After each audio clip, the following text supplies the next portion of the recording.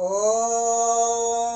भूर्भुवः स्वः तत्सवितुर्वरेण्यं भर्गो देवस्य धीमहि धियो यो नः प्रचोदयात्।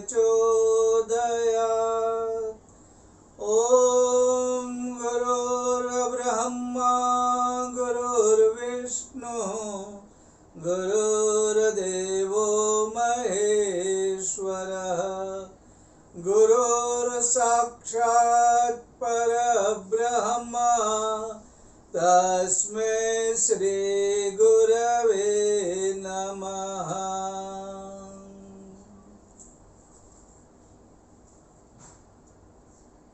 परम पूज्य गुरुदेव कहते हैं, जो सोचते बहुत है, जो सोचते बहुत है, बहुत सारे विचार करते हैं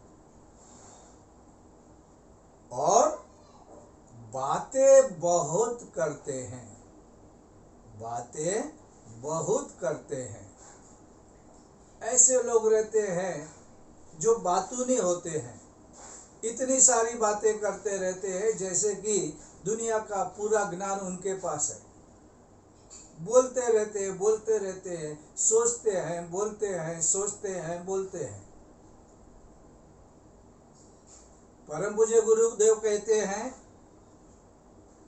पर कुछ नहीं करते। सोचेंगे बहुत, बातें करेंगे बहुत, लेकिन करेंगे कुछ भी नहीं। तो क्या होता है? विचार जो कार्यान्वित ना हो वे बोझ बन जाते हैं। मतलब क्या होता है कि जो विचार तो करते हैं लेकिन उसको कार्य में परिवर्तित नहीं करते हैं, वे सारे विचार बोझ बन जाते हैं, बर्डन बन जाते हैं। कहाँ पर? हमारे दिमाग के ऊपर, और उसका असर, उसका प्रभाव बुरा पड़ता है। तो आप जो सोचते हैं और बोलते हैं उसको करना चाहिए, सबको हिल मिल कर रहना चाहिए। अगर आप बोलते हैं तो आपको करना भी है। आप बोलेंगे ये तो बोलने के लिए है, हम नहीं करेंगे, हम तो इसको उठाएंगे और इनको गिराएंगे, हमारा काम यही है। अगर ऐसा सोचता है कोई तो वो गलत है। क्या होगा? आज न कल उसके दिमाग पर असर होगी,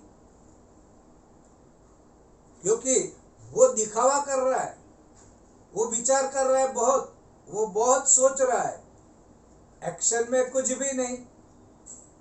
तो वे विचार बोझ बन जाएंगे। एक मनोवैज्ञानिक प्रक्रिया है। अगर इसको अच्छी तरह समझ लेंगे तो बहुत लाभ होगा। बेवजह दिमागी गड़बड़ियां क्यों पैदा करनी? दुनिया को दिखावा करते करते अपने आप को क्यों छलना?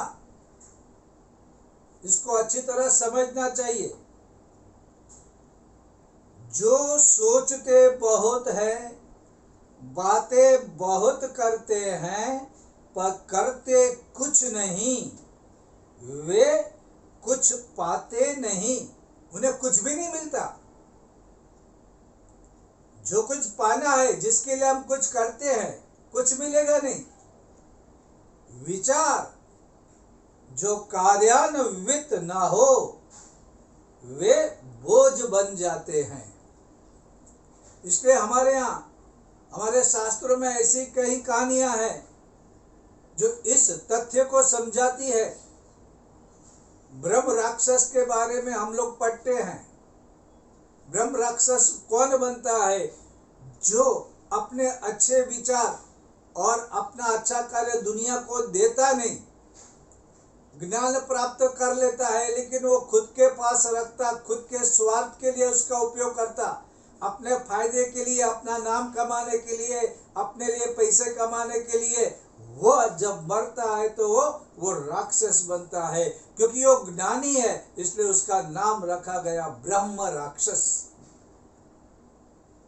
जिसको ब्रह्म राक्षस बनना है वो ऐसा करे, वरना अच्छे विचार करो, बहुत करो और उसको एक्शन में डाल दो, उसको एक्टिवेट कर दो। अगर आप कहते हो समाज का भला करना चाहिए तो समाज का भला करो। अगर यज्ञ से सबका फायदा होता है तो आप यज्ञ जरूर करो और सबका फायदा भी करवाओ। सिर्फ कहने के लिए नहीं होता है। सत्य में वो जयते, अगर ये बात करते हो और बहुत बोलते हो तो सत्य का पालन करो।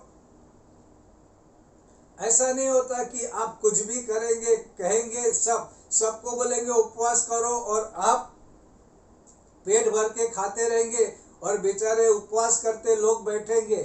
पाप बनेगा, बोझ बनेगा, कभी ना कभी दिमाग खराब करेगा। ऐसा मत करो। जो सोचते हो, अभी हम लोग इतने सारे विचारों के बारे में बातें करते हैं, बहुत सोचते हैं।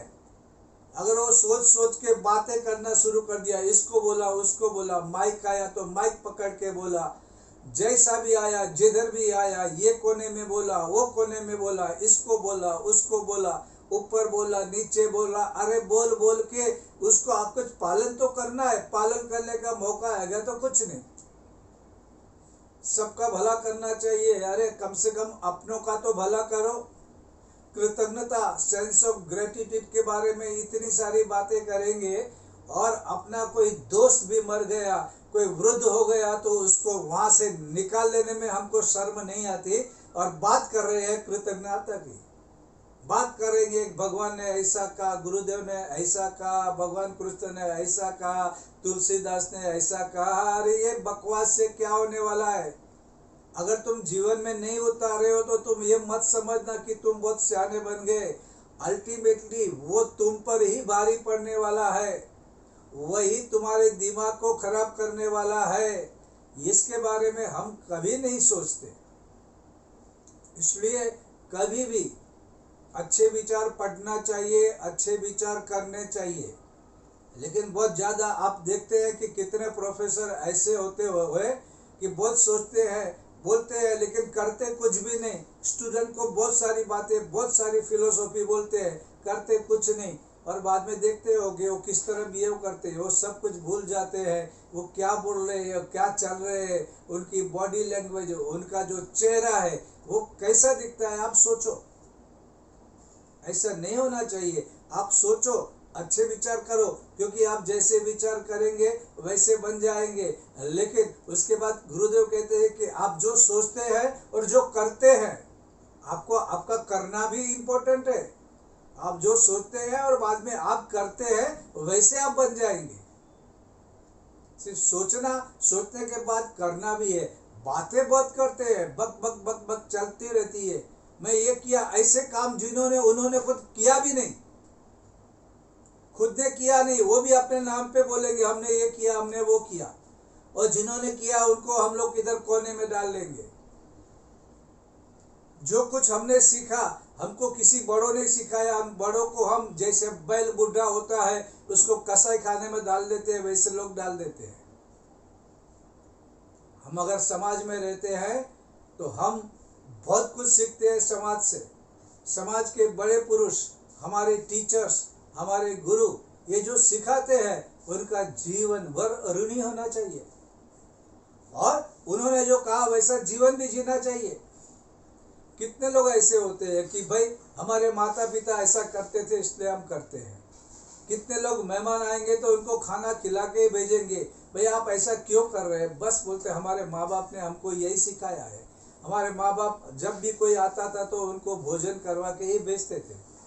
तो परंपरा हमने निभानी चाहिए, क्योंकि हम जब बोलते हैं कि अतिथि देवो भव, अतिथि देवो भव, ऐसा बोलते भी है।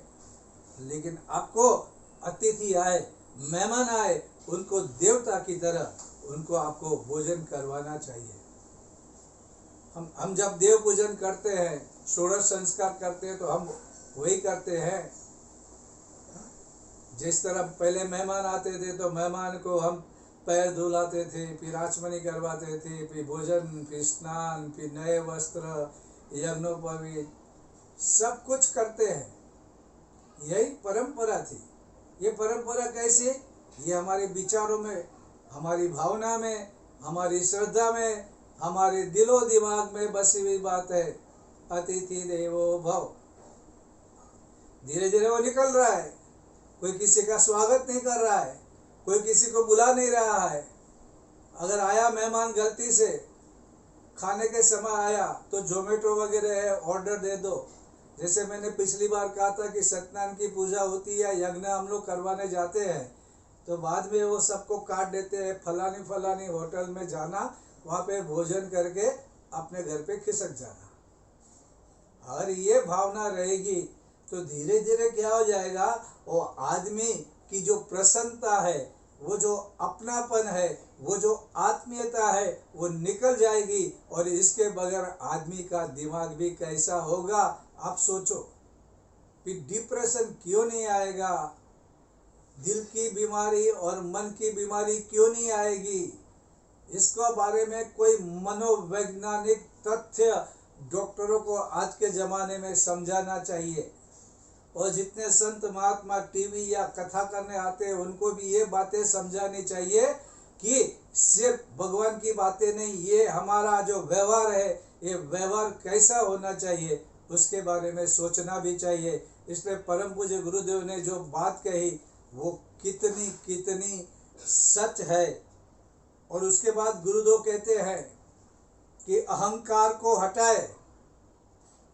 अहंकार ये भयंकर बीमारी है, ये ईगो ये भयंकर है। अहंकार किसी का भी नहीं टिकता। राजा रावण जैसा महान आदमी कौन पैदा हो सकता है, लेकिन उसका अहंकार नहीं टिका, उसका अभिमान नहीं टिका। तो आजकल 2 पैसे के लोग अपने आप को इतना अहंकारी क्यों समझते हैं? उससे क्या होने वाला? 4 लोगों ने तुमको इम्पोर्टेंट दे दिया, 4 लोगों से तुम घिरे हो। एक कुएं में एक मेंढक है, वो कुएं के बारे में जानता है, उसको पता नहीं कि सागर क्या होता है, लेकिन वो मस्ती में रहता है। अहंकार किससे बात नहीं करेगा, कोई उससे मिलने जाएगा तो उसकी तरफ देखेंगे नहीं, उसका अपमान कर देंगे और उनको लगता कि हम सब कुछ कर सकते हैं। अरे मूर्ख है वो आदमी जो ये समझता है कि हमने किसी का अपमान करके हम महान बन गए। वो 2 कौड़ी का हो गया, समझता नहीं। और परम पूज्य गुरुदेव आगे कहते हैं, अहंकार को हटाए पर स्वाभिमान जीवित रखे। स्वाभिमान, सेल्फ रिस्पेक्ट, ये होना ही चाहिए। इसको कभी मरने मत दो। नम्र बनो, लेकिन कोई बार बार तुम्हारा अपमान करे, तुमको गिराने का प्रयत्न करे, ऐसे टाइम पर अपना जो सम्मान, सेल्फ रिस्पेक्ट, उसको जिंदा रखो। आप कोई नम्रता के रूप में कायर न बने। कायरता एक बात है, नम्रता दूसरी बात है। शांति से सोचकर नम्रता पूर्वक आप इस परिस्थिति का सामना करें। अहंकारी कभी ना बने। ईगो सारी समस्या का प्रॉब्लम है। ईगो बहुत सारी बीमारियों का कारण है। ईगो पतन का मुख्य कारण है। पर सेल्फ रिस्पेक्ट तो होना ही चाहिए। गायत्री उपासक के चेहरे पे रौनक और शान होनी चाहिए। वो कोई भी अपमान करे, कोई भी अपनी जेब में रख दे, नहीं होना चाहिए। अग्नि को अगर कोई अपने जेब में रखता है तो अग्नि उसे जला देती है। उसी तरह आदमी इतना शानदार होना चाहिए कि अपना सेल्फ रिस्पेक्ट को ऐसा किधर भी खोने ना दे। और उसके बाद गुरुदेव कहते हैं, सभी से हिल मिल कर रहे, सभी से हिल मिल कर रहो। सब अपने और प्रभु कार्य करने वाले ये सब अपने हैं। सबसे हिल मिलकर रोटी मिल बांट कर ये खानी है। यज्ञ करने जा रहे हैं तो यज्ञ में भी संगतिकरण का महत्व है। संगतिकरण होना चाहिए। और भगवान कृष्ण ने गीता में अर्जुन को भी संगतिकरण का महत्व समझाया है। तो संगतिकरण तो होना ही चाहिए। जो लोग मिले उसे हिल मिलकर रहना चाहिए। अगर कोई अपना अलग ग्रुप बना के बैठता है और सब पे राज करने की कोशिश करता है तो वो आदमी सचमुच में अपने पतन और दुख के मार्ग पे जा रहा है। कभी अपने आप को बड़ा मत समझो। जब यज्ञ कार्य होता है तो सब एक जैसे हैं। जूता संभालने वाला भी वही है, स्टेज संभालने वाला भी वही है, और व्यवस्था करने वाला भी वही है, और भोजन परोसने वाला भी वही है। All are equal. तभी तो संगठन मजबूत बनता है, चलता है। लेकिन चार बोले हम राजा, हम बादशाह, हम हुक्म करें, नहीं चलता ऐसा। सब हिल मिल के रहने चाहिए, सब इक्वल। प्रभु कार्य में सब इक्वल। इसलिए मंदिर में जाते हैं तो चप्पल जूते निकालते हैं। उसी तरह जब तुम ये प्रभु कार्य में आते हो तो निकाल दो अपने ये सब अहंकार। मैं दुकानदार हूँ, मैं वकील हूँ, मैं डॉक्टर हूँ, मैं व्यापारी हूँ। छोड़ो सब, जूते बाहर निकालो, ये तुम्हारा अहंकार बाहर निकाल के आओ। इधर नहीं चलेगा। लेकिन लोग समझते नहीं। और कुछ लोग, उन्हें गुलामी की जो आदत हो गई है कितने सालों से, मानने लगते हैं। वो जैसे कहेंगे वैसे, और जैसे कुछ भेड़ बकरी की तरह कोई हमारे लिए सोचे, कोई हमारा प्रॉब्लम सॉल्व करे, खुद के लिए कुछ नहीं करेंगे। वह परम पूज्य गुरुदेव इसके लिए कितना हर एक शिष्य को शेर बनाना चाहते हैं। अमृतस्य पुत्रा कहते हैं, चिरानंद रूप शिवो हम शिवम की बात करते हैं। लेकिन लोग तो दो कान है, एक कान से सुना, एक से निकाला, पढ़ा और समझ में नहीं आया। ये बहुत जरूरी है। और फिर आगे कहते हैं, उन्हें ऊंचा उठाए, गलती से भी बदले की अपेक्षा न रखे। और ये तुमको मौका है अध्यात्म में। कोई गिरता है उसे ऊपर उठाओ, उसे ऊपर उठाओ। गिरे हुए को लात मत मारो, गिरे हुए को और मत रुलाओ, गिरे हुए का अपमान बार बार मत करो। ये कभी भी ऐसा नहीं होता है कि महान पुरुषों ने कभी भी गरीबों को, दीनहीन लाचारों को दुखी करके परेशान किया है, और सत्ता और मद के नशे में जो है उनको अपना किया है। ऐसा कभी नहीं हुआ है। लेकिन लोग ये समझते हैं और करते हैं। और गरीब को लगता है हम गरीब है तो हमारा अपमान होना ही चाहिए। ऐसा नहीं होता है। जब आपसे कोई मिलता है तो आप भी उतना ही प्यार से मिलो। आप मुंह टेढ़ा कर लेंगे कि ये आदमी हमारे काम का नहीं है तो इसकी तरफ देखना भी नहीं है। ये कौन सा अभिमान, ये कौन सी मस्ती। ऐसा कभी भी नहीं होना चाहिए। और इसके बाद परम पूज्य गुरुदेव कहते हैं, पर बदले की अपेक्षा न रखो। आप किसी को ऊपर उठा रहे हो तो आप ये मत सोचो कि भाई वो भी मुझे इज्जत देना चाहिए, मेरा रिस्पेक्ट देना चाहिए, मुझे भविष्य में काम आना चाहिए। Don't expect.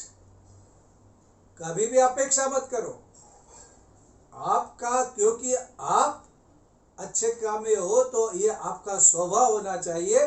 गिरे हुए को उठाओ, लेकिन अपेक्षा मत करो कि कल वो मेरी हांजी हांजी करेगा, मैं कहूँगा वैसा ही करेगा, मैं जो इशारा करूँगा वैसा ही करेगा। ऐसा एक्सपेक्ट नहीं करना है, ऐसी अपेक्षा नहीं करनी है। ये परम पूज्य गुरुदेव कह रहे हैं। ये जो सारी बातें हैं ये परम पूज्य गुरुदेव ने कही है, और हम इसके बारे में चिंतन मनन कर रहे हैं और साथ में श्रवण भी कर रहे हैं। और इसके बाद परम पूज्य गुरुदेव क्या कहते हैं, हम दूसरों की सेवा सहायता विवेक पूर्ण करें।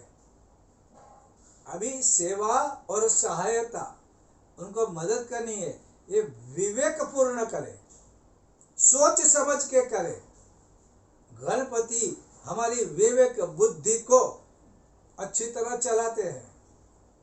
क्या अच्छा है क्या खराब है, भाई शराबी को कितनी मदद करनी है और बुरे आदमी को कितनी मदद करनी है, सचमुच में गरीब आदमी है उसको कितनी मदद करनी है, ये विवेक बुद्धि से करना है। शराबी आए और दान पैसा मांगे और आप 1000 रुपया दे दो तो वो ज्यादा शराब पिएगा और किसी का खून भी करेगा। लेकिन जिस माँ बाप को अपने बच्चे की बीमारी के लिए उनके पास पैसा नहीं है तो उनको पैसा भी देना चाहिए, उनको सहायता भी करनी चाहिए और उनको अच्छी बातें कह के उनका विश्वास भी बढ़ाना चाहिए।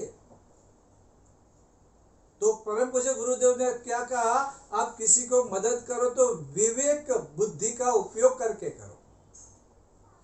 कहाँ किस वक्त किस कारण आप किसी को मदद कर रहे हैं, दान दे रहे हैं, पैसे दे रहे हैं, आपकी पहचान दिखा रहे हैं, तो उसके बारे में विवेक बुद्धि का उपयोग करना है। लेकिन और आगे क्या कहते हैं, पर कोई मूर्ख और कमजोर समझकर अपनी घात चलाए यह अनुचित है। अब क्या होता है मालूम है, दुनिया जितनी समझते उतनी अच्छी नहीं। लोग क्या करेंगे, आपको मूर्ख और कमजोर समझेंगे कि भाई जो कहते हैं वो करता है, जो कहेंगे वो करेगा, जब भी पैसे की जरूरत पड़ेगी वो पैसा देगा, जब भी सहायता की जरूरत पड़ेगा तो सहायता करेगा। तो लोग क्या समझते हैं, मूर्ख है, कमजोर है, बेचारा, जो कहेंगे वो करेंगे। ऐसा कोई गात चलाए तो वो चलाना नहीं है। भगवत गीता में भगवान ने भक्त के लक्षण में सबसे पहला लक्षण कहा है दक्ष। वो दक्ष होना चाहिए, चतुर होना चाहिए। तो तुम भक्त हो, तुम भगवान का काम कर रहे हो, इसलिए तुम मूर्ख हो ऐसा कोई समझ ले और आपसे गात चलाए, आपको रुबाब करे, आपका नुकसान करे, आपको अपनी मर्जी से चलाए, तो सावधान नहीं होने देना है, गलती से भी नहीं होने देना है। आपको पूरा चतुर होना है, पूरा सावधान होना चाहिए। ऐसा नहीं चलता है। और आजकल ऐसा होता है, एक बार क्या हुआ था, एक आदमी ट्रेन से जा रहा था तो एक मजबूत आदमी था, वो सबको मदद करता था, सामान उतार के देता था, कोई वृद्ध है, महिला है, क्योंकि उसके पास इतनी ताकत भी थी, सेवा करने वाला दिल भी था, तो वो ऐसा करता था। तो करता था तो इसमें एक जवान लड़का खड़ा था वहां पे, उसने बोला ए इधर आ, ये बैग नीचे उतार। अब सोचो, वो आदमी सेवा कर रहा है और ये जवान है और इसको हुक्म कर रहा है, ऑर्डर दे रहा है, इसको भी नीचे रख। उसने एक कान के नीचे बजा के दिया, बोलता कि मैं क्या नौकर हूं, तेरी बैग है, तू जवान है, तू कम से कम अपनी तो सामान को उठाने की कोशिश कर। मैं तो अपना सामान रख के दूसरों की मदद कर रहा हूं, क्योंकि वो महिला है, वो पुरुष बीमार है, वो वृद्ध दिखता है, तू भी उनकी सेवा कर। तू नहीं सेवा करता है तो तू कम से कम अपनी बैग तो उठा, और तू इस तरह से ऑर्डर दे रहा है। ऐसे लोग हैं, खुद का काम ही नहीं करेंगे। तो अगर ऐसा कोई गात चलाता है, अगर ऐसा कोई मस्ती करता है, अगर ऐसा कोई परेशान करता है, तो वो नहीं चला लेना है, आपको रुक जाना है शक्ति तो उसको सबक भी सिखाओ कि हम अच्छे हैं, इसका मतलब हम मूर्ख हैं ऐसा नहीं। हम अच्छे हैं इसका मतलब ये नहीं कि तुम जितना चाहो उतना फायदा ले लो, ऐसा नहीं चलना चाहिए, ऐसा करने देना भी नहीं चाहिए। क्योंकि अगर ऐसे करने दोगे तो कल की दुनिया पूछेगी कि बुरे लोग जब बुराई कर रहे थे तो अच्छे लोग क्या कर रहे थे। अच्छे लोग क्या कर रहे थे? अच्छे लोग कुछ भी नहीं करते। अच्छे लोग सिर्फ बातें करते हैं, अच्छे अच्छे विचार बोलते हैं, अल्टीमेटली उनका दिमाग भी खराब होता है। ये पूरा मनोविज्ञान, ये पूरा समाज शास्त्र है, इसके बारे में अच्छी तरह से सोचना चाहिए और उसको जीवन में हमें उतारना चाहिए। अब इसके बाद परम पूज्य गुरुदेव क्या कहते हैं, न आसमान छोटा है न जमीन छोटी है, न आसमान छोटा है न जमीन छोटी है, छोटा तो है स्वार्थी आदमी का मन। स्वार्थ त्याग में ही सच्चा आनंद है। तो ये क्या, ये जमीन छोटी है, ये आसमान छोटा है? नहीं, अनंत है। ये आसमान छोटा नहीं और न ये जमीन छोटी है।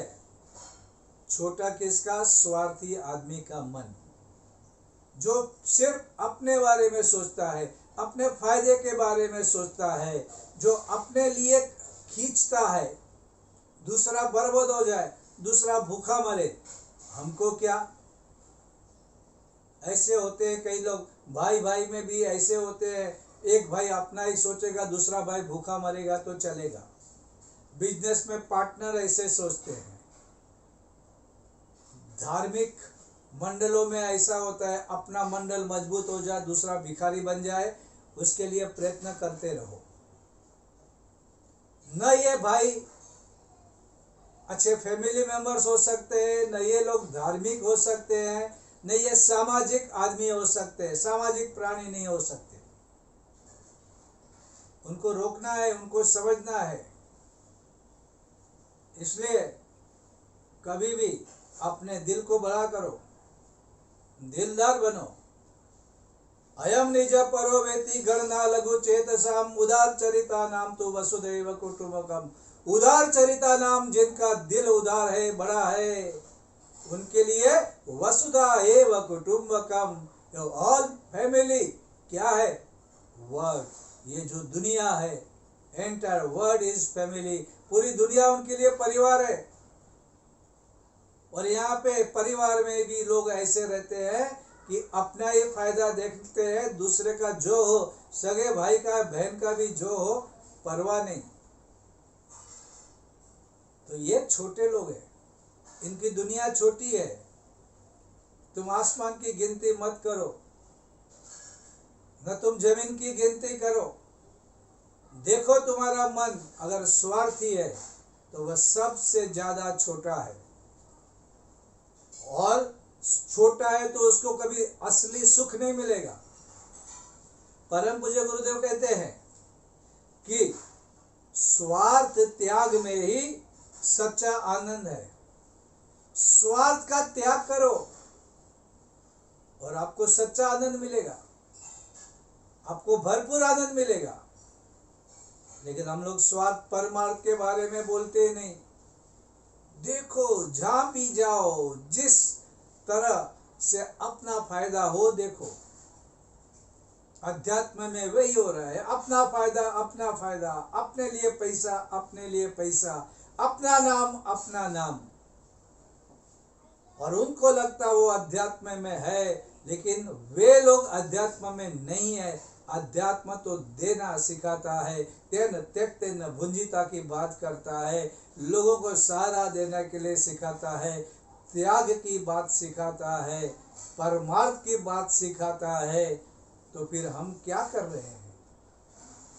तो परम पूज्य गुरुदेव के विचार सचमुच में अगर हम समझते रहेंगे, सोचते रहेंगे, तो हमारा जीवन, हमारा ही नहीं, हमारे आसपास की दुनिया भी बदलना शुरू हो जाएगी।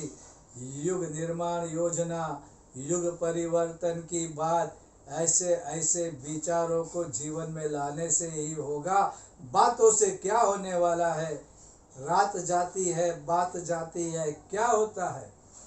कितना दिन कोई दम्भी और दिखावे की जिंदगी जी सकता है? एक एक विचार सोने जैसा है, मोती जैसा महंगा है, बैलेंस्ड है। और उन विचारों को हमें समझना चाहिए, जीवन में उतारना चाहिए। सचमुच में हमारा जीवन बहुत ही बढ़िया हो जाएगा और युग परिवर्तन इस तरह से होना शुरू हो जाएगा, इसमें कोई भी शंका नहीं होनी चाहिए। आज के लिए बस इतना ही।